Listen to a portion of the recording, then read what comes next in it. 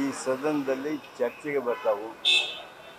ಈಗೇನು ನಮ್ಮ ರಾಜ್ಯದ ಸ್ಥಿತಿಗತಿ ಹಿನ್ನೆಲೆಯೊಳಗೆ ಮಳೆಯಿಂದ ಆಗಿರ್ತಕ್ಕಂಥ ಹಾನಿ ಇವೆಲ್ಲವುಗಳ ಹಿನ್ನೆಲೆಯೊಳಗೆ ಸಾಕಷ್ಟು ಚರ್ಚೆ ಸದನದಲ್ಲಿ ನಾವು ಮಾಡಲಿದ್ದೇವೆ. ಉತ್ತರ ಕರ್ನಾಟಕದ ಹಲವಾರು ವಿಷಯಗಳನ್ನು ಚರ್ಚಿಸೋದಕ್ಕೆ ಈ ಒಂದು ಚಳಿಗಾಲ ಅಧಿವೇಶನ ಬಹಳಷ್ಟು ಅನುಕೂಲಕರ ಆಗ್ತದೆ. ಆ ರೀತಿಯ ಉದ್ದೇಶವನ್ನು ಈಗಾಗಲೇ ಅವಕಾಶ ಮಾಡಿಕೊಡ್ತೀವಿ ಅಂಥೇಳಿ ಸ್ಪೀಕರ್ ಅವರು ಹೇಳಿದ್ದಾರೆ, ಕೌನ್ಸಿಲ್ ಚೇರ್ಮನ್ರವರು ಹೇಳಿದ್ದಾರೆ.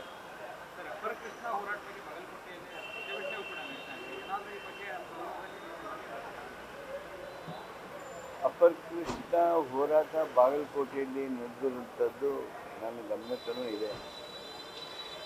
ರಾಜ್ಯ ಸರ್ಕಾರ ಈ ವಿಷಯದ ಬಗ್ಗೆ ಭಾಳ ತೀವ್ರವಾಗಿರ್ತಕ್ಕಂಥ ನಿರ್ಣಯವನ್ನು ತೆಗೆದುಕೊಳ್ತೀವಿ. ಯಾವುದೇ ಸರ್ಕಾರ ಯಾವುದೇ ಅಭಿವೃದ್ಧಿ ಪರ ವಿಚಾರಕ್ಕೂ ಚರ್ಚೆ ಕೊಡ್ತಾ ಇಲ್ಲ ಅಂತೇಳಿ RSS ಆರೋಪ ಮಾಡ್ತಾ ಇದ್ದಾರೆ. ಸಿದ್ದರಾಮಯ್ಯ ಅವರು ನಿದ್ದೆರಾಮಯ್ಯ ಆಗಿದ್ದಾರೆ ಅಂತ ಆರೋಪ ಮಾಡ್ತಾರೆ. ಅವರು ರಾಜಕೀಯ ನಾಟಕದ ಮಾತುಗಳನ್ನು ಏನು ಹೇಳ್ತಾರೆ ಅದಕ್ಕೆ ನಾವು ಉತ್ತರಿಸೋದಿಲ್ಲ.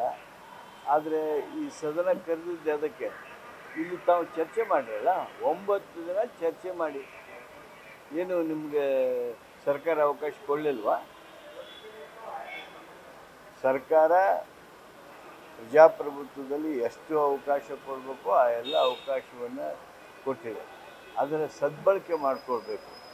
ಕಳೆದ ಅಧಿವೇಶನದಲ್ಲಿ ಆದಂತೆ ಈ ಅಧಿವೇಶನದಲ್ಲಿ ಸಮಯ ವ್ಯರ್ಥ ಹಾಳಾಗಬಾರ್ದು ಅಂಥೇಳಿ ನಾನು ವಿರೋಧಿ ಪಕ್ಷಗಳಲ್ಲೂ ವಿನಂತಿ ಮಾಡ್ತೀನಿ. ಪಂಚಮಸಾಲಿ ಹೋರಾಟವನ್ನು ಹತ್ತಿಕ್ಕಲು ಸರ್ಕಾರ ಸಕಲ ಸಿದ್ಧತೆ ಮಾಡಿಕೊಂಡಿದೆ ಅಂತ ಕೂಡ ಹೇಳ್ತಾ ಇದೆ.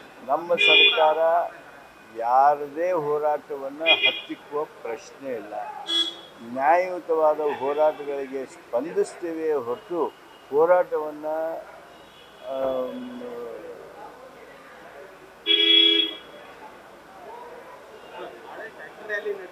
ಹೋರಾಟವನ್ನು ನಿಲ್ಲಿಸೋದಾಗಲಿ ಅಥವಾ ಧ್ವನಿಗಳನ್ನು ದಮನ ಮಾಡೋದಾಗಲಿ ನಾವು ಮಾಡೋದು